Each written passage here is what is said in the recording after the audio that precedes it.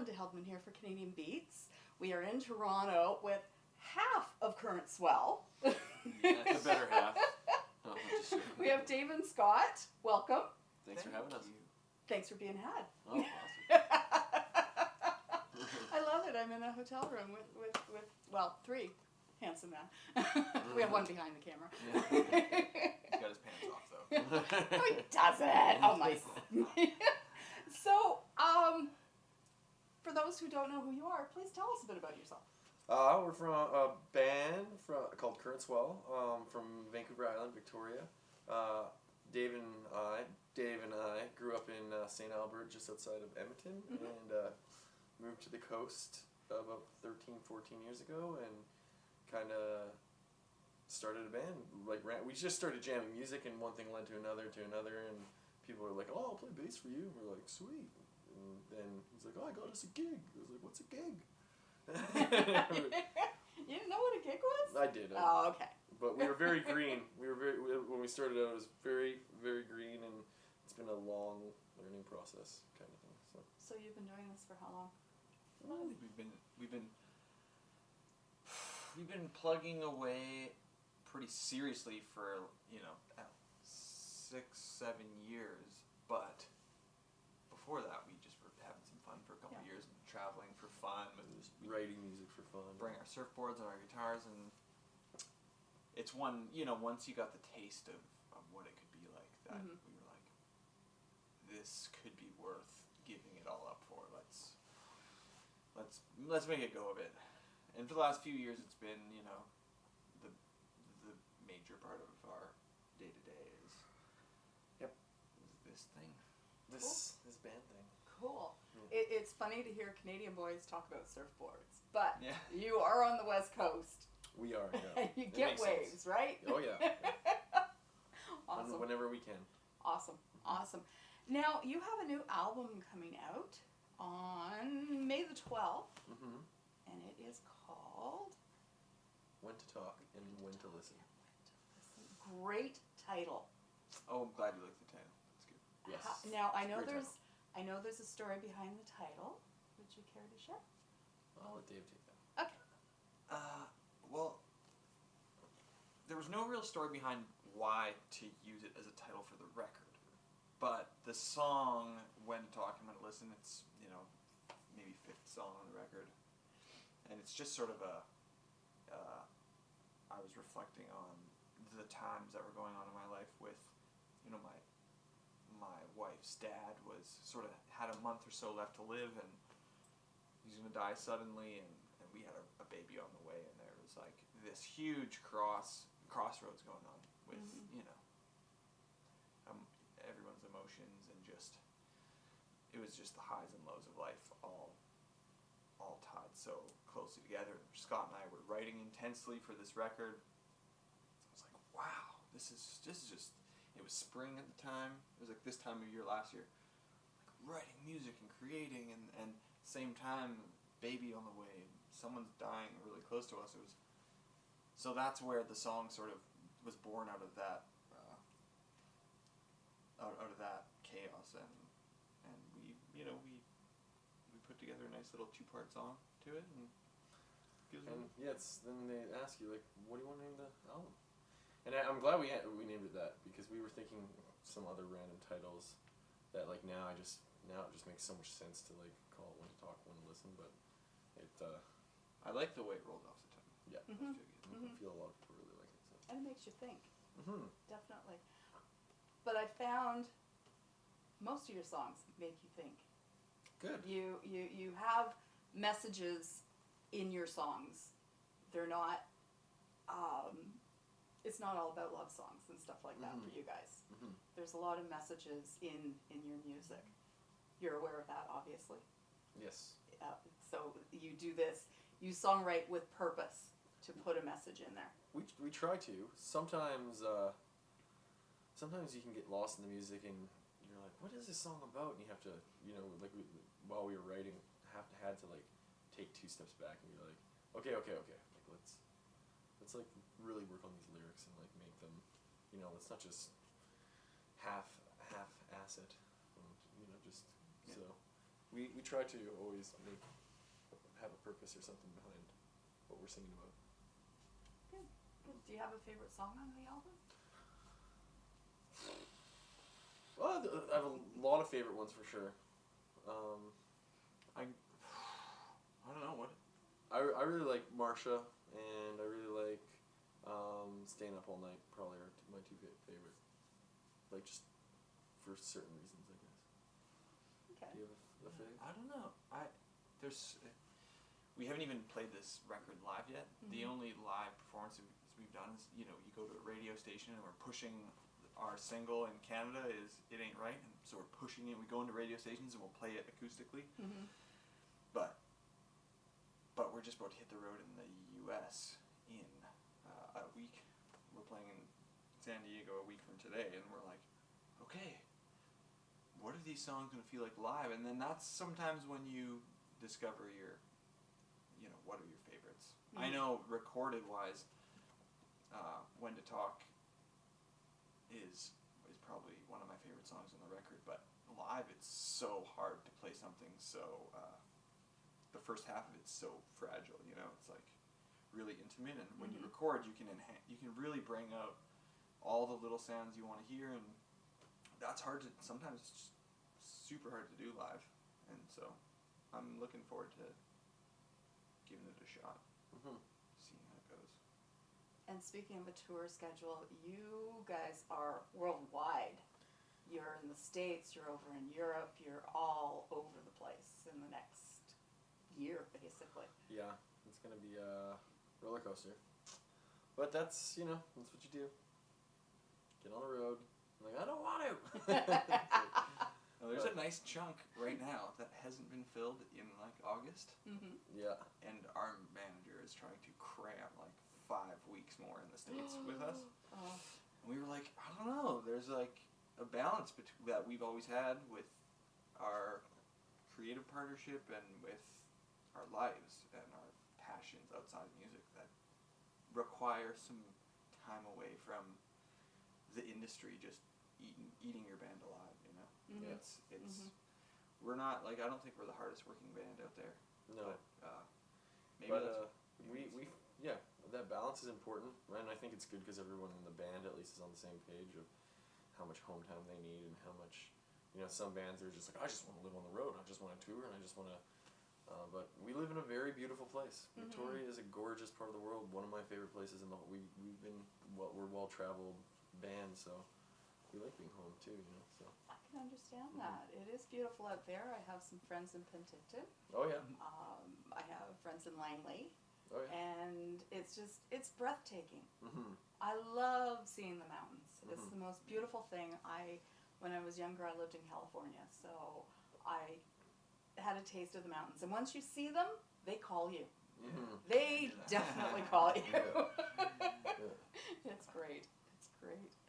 Okay, so you were talking about downtime, and obviously family is one of your priorities. What are some of your passions that you were talking about? Passionate. Coffee. Food. Food. Walks with my dog. Yeah, I don't know. I love that because I love unscheduled time, because right now, I know the 3 or 4 1-hour gaps where I'm not doing something for the next month, and that everything else is blocked out, and this is what you're doing, this is where you'll be, this is what you'll be traveling to, and so I'm like, okay, tomorrow and the next day when I get home, those are and I don't want to plan I don't want to plan anything. I love that sort of unscheduled time. You could go, drive somewhere, go for a hike, go see the ocean, just be. There's a lot to do, There's got to be a lot of inspiration in just sitting by the ocean and looking out and. Yeah. Oh. Yeah. It's nice. We're going home in a couple hours. So, When to Talk, When to Listen isn't your first album out. It's actually your 6th and your 3rd with Network Records. So, that's a lot that you've put out. Yeah, I think like we were saying earlier, just first we were kind of like, it's like we put out a record, but it was like just like borderline demos, like our first record and our second, we kind of just write music and record it, and then it was too easy to, manufacture some and put them on like CD Baby at first, was it? And when MySpace came along, you like put up a couple tracks on MySpace. And we just really, it wasn't a profession or anything. No. But we still have fans from those days that follow us to our shows, and they request those early songs. And then in other areas like in like Europe, those fans came along with, I guess, more of the first record that came out on a label that was sort of delivered to them in that commercial way. So they don't necessarily know all the old stuff. So we go to Brazil and we have to play the old stuff. Yeah, we have to rehearse some of the old favorites for sure. It's fun. Yeah, which is coming like when you haven't played the songs in years, it's kind of like fun to go back and play the old classics.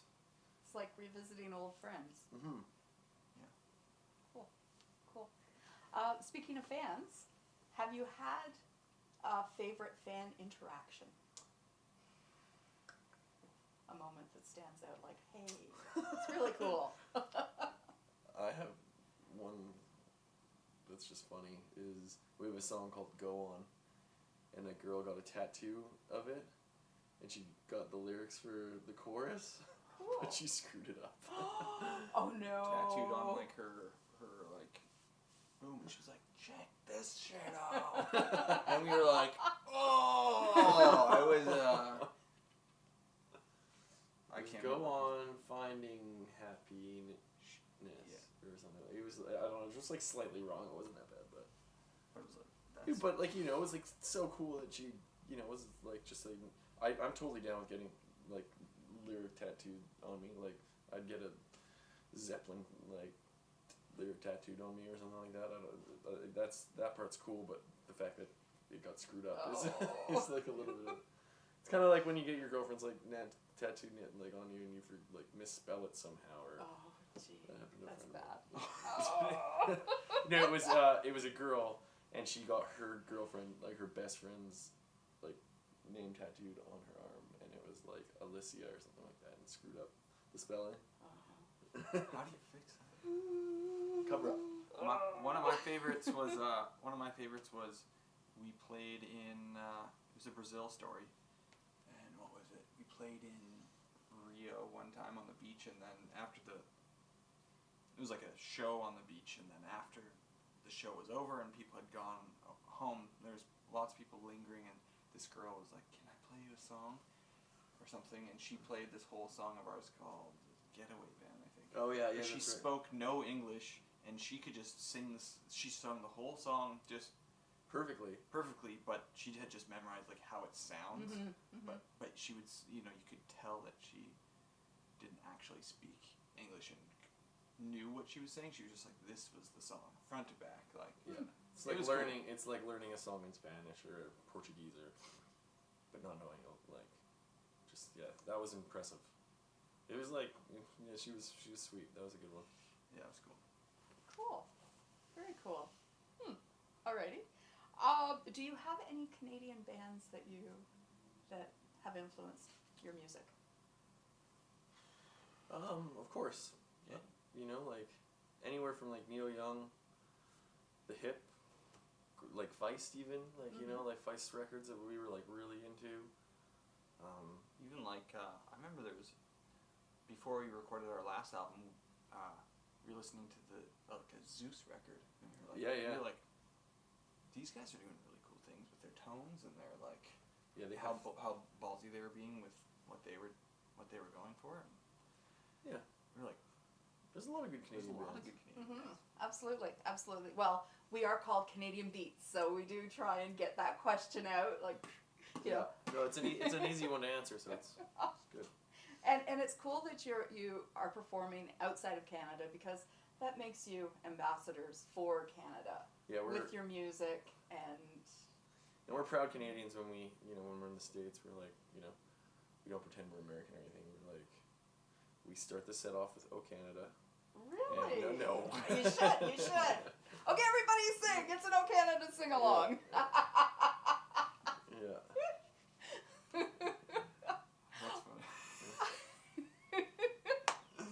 That's funny. Okay. We have to talk about your videos because you do have some very interesting videos. Yeah, we have a new video coming out right away too. For Really? for Good. a single, but Yeah, I know you want to talk about. Well, that's okay. That's Keys to the okay. Yeah, Keys to the Kingdom. Absolutely loved it because I sometimes binge watch Storage Wars. They make it so easy. They make it so easy. They just He like, owns this town.